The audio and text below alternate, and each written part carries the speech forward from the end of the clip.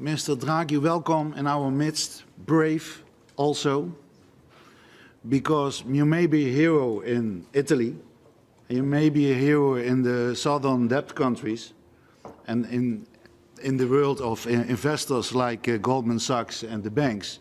But here in Holland, you're not a hero. Was QE necessary? Another question I have is, who profited the most of QE? Who was profiting of QE? Were it only the debt countries like Italy, who had a low interest rate on their southern debt? Was it the investors who get a high price for their southern bonds? Or were it the banks who were able to swap the bad assets for good assets? Well, first of all, just to answer about the fact that I'm not an hero, or I'm an hero, or where I'm an hero, actually it's not my job to be a hero, but just to pursue my mandate. And my mandate is price stability. And that was what was at stake exactly at the beginning of QE.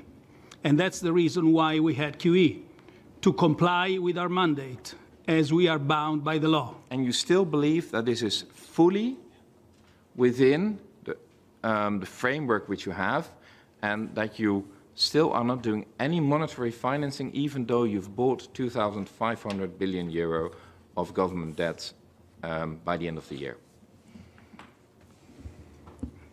Yes, we do. We do. I think we believe that our precautions have been put in place exactly to avoid this danger. That the issue limit has been moved upward, but still consistent with what the collective action clauses in bonds foresee. So it's not been moved since then. It's not been moved since then. But still, I would recall what the European Court of Justice has said, giving broad discretion to the ECB in what instruments to use in order to pursue price stability. Thank you. But, I mean, on the last part, you say, indeed, you have the collective action clause. If you have more than 33%, you can indeed block restructuring of, for instance, the government debt if it needs to. So if Italy needs to restructure and you hold 34%, you would have the very unfortunate position that the ECB could block the restructuring because it would lose or want to do the restructuring, and you're a political actor. But even if you have 32%, then you just need one other relatively small actor, and you still have a veto power, and you're an enormous political player in a necessary restructuring if the case comes up. How do you mitigate that problem if this case becomes true, because the levels of debt are still rising in part of the Eurozone, and if such a case comes up, will you then look at the interest of the Eurozone or at the interest of the balance sheet of the European system of central banks? Thank you. Sorry for repeating, but we look at price stability, number one. Second, we have our mandate. Third, we have the treaty that says that we don't do monetary financing. Fourth, we are sure that the precautions we put in place are enough to avoid this risk.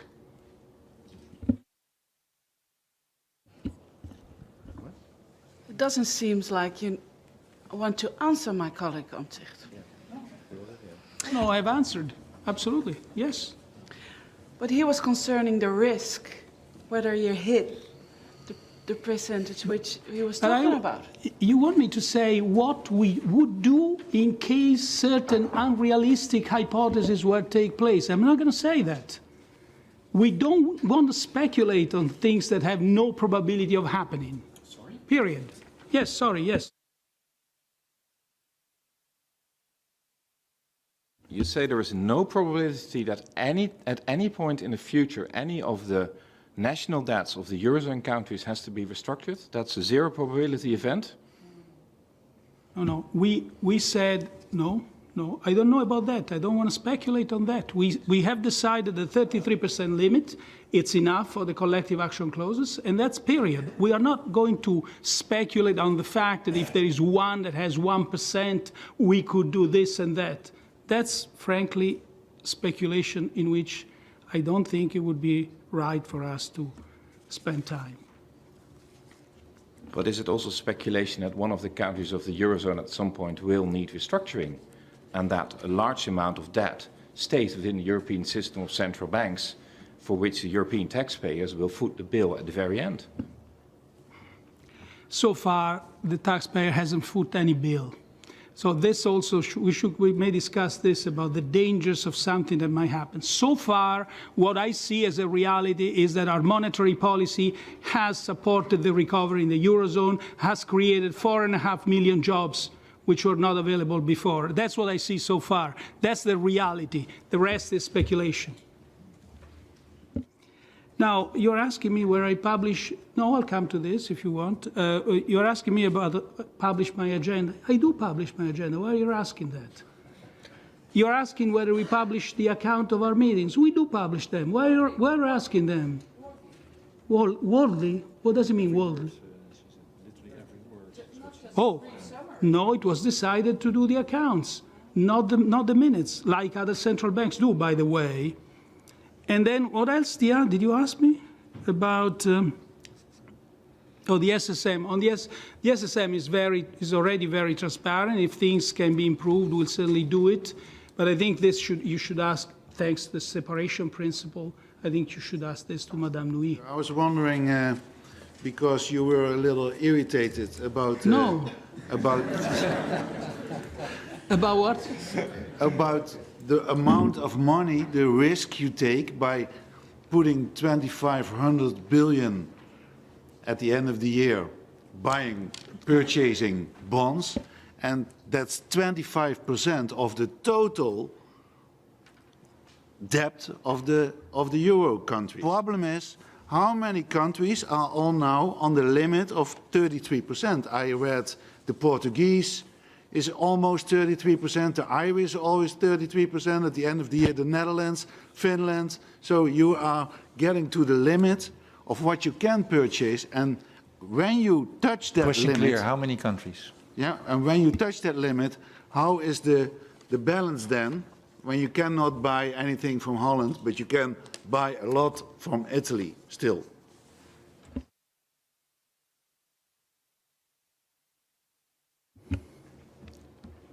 We are bound by rules, and we intend to stick with them. And we're also confident that our program will run smoothly. I'll stop at this. There is no other way I can respond to your question about risks. But I think you will other get... than reassuring you that the rules are going to be respected. You've said in January that any country leaving the Eurozone must settle the bill first. Regarding Italy's possibilities of leaving the Eurozone. As we and the Netherlands now have a surplus in the Target 2 system of around 100 billion euro, does this, by your own words, mean that if the Netherlands decides to leave the Eurozone, which is one of the key points of my party's program, we would get back 100 million euro from the southern countries in the Eurozone, according to your views? Mr. Draghi. Thank you. Let me respond to you as I have responded to similar questions in the European Parliament. The euro is irrevocable, and this is the treaty. I will not speculate on hypotheses that have no ground in the present treaty. Second, the euro has been a success for the Eurozone and especially for countries like the Netherlands. As I mentioned before, you had an economic situation, thanks, I should say, first and foremost, to your strength, to the way to the quality of your laws, to the fact that your business environment is growth-friendly, to your own merits, but also to the support of our monetary policy. You had an economic situation which was rarely so good.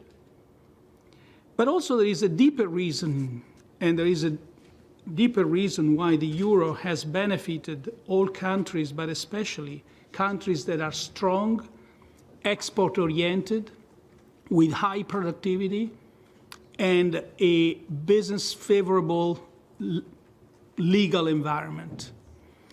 The euro has protected the single market. most of you are too young to remember the 80s and the early 90s, when we had periodic devaluations of all countries, and there was a strong instability there. Neither price stability was there, nor the better countries, which were stronger, could actually see their merit rewarded because there were continuing devaluations robbing them from their merit. Now, the single market was a major achievement towards our integration, but it was also an achievement that has increased our prosperity, our collective prosperity. And the single market cannot be protected other than with one currency, with irrevocably fixed exchange rates. And that's why the euro came into consideration in the early 90s and was finally found its place in the Maastricht Treaty. So I think if we remember the experience of those years, we should have no doubts about the euro being a success. And also legally, I made the point before. Just one point, you said you didn't want to speculate about the possibility of the Eurozone falling apart, but isn't that precisely what you did in January when you were saying if Italy leaves, it will have to settle the bill? You were actually speculating about the breaking apart of the Eurozone, and wouldn't it be intellectually fair to have the same principles if the Netherlands decides to leave? In the European Parliament, I was asked the same question about that. I said one can have technical answers of all kinds, but the point is the euro is irrevocable, and I'm not going to speculate on hypotheses that have no ground whatsoever. We'll see about that then. We'll see about that, for sure. Again, reality shows that the outcome has been different. We have an index which measures the growth in value added in each country, which is a proxy for growth in GDP. And then we calculate the dispersion of this index. In other words, how much these growth rates diverge across countries. So now we are at the same level as we were in 1997. So it means broad convergence in the euro area countries. Clearly, during the crisis, there were huge divergences in rates, in credit, and in growth rates and employment rates. If we have to look now at the situation, it has improved on that account as well. So that is a very good news also for another reason. Convergence, in our view, convergence and trust are the two pillars on which the Eurozone is founded. And so any improvement we have on that ground. Now, of course, we have to have another type of convergence, which was the one we were discussing before, convergence as far as structural reforms are concerned. And that's the other part, which will have to be addressed more and more strongly in the future. If you believe the euro is here to stay, if you still support the single currency in Europe, does this imply that you are a supporter and perhaps believe it's necessary for the Eurozone to develop into a political union, a full political union?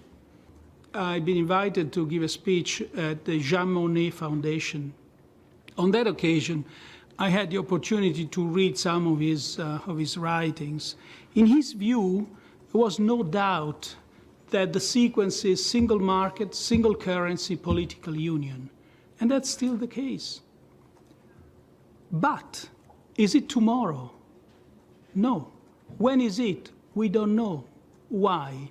Because you need to satisfy the two conditions, namely trust in the compliance with the rules, trust in the compliance with the governance of the Eurozone, and convergence. We can't have a union with divergent countries. Thank you. Thank you very much. And excuse me, just let me add, and we can't have a union where you have permanent debtors and permanent creditors. There has to be convergence. Thank you.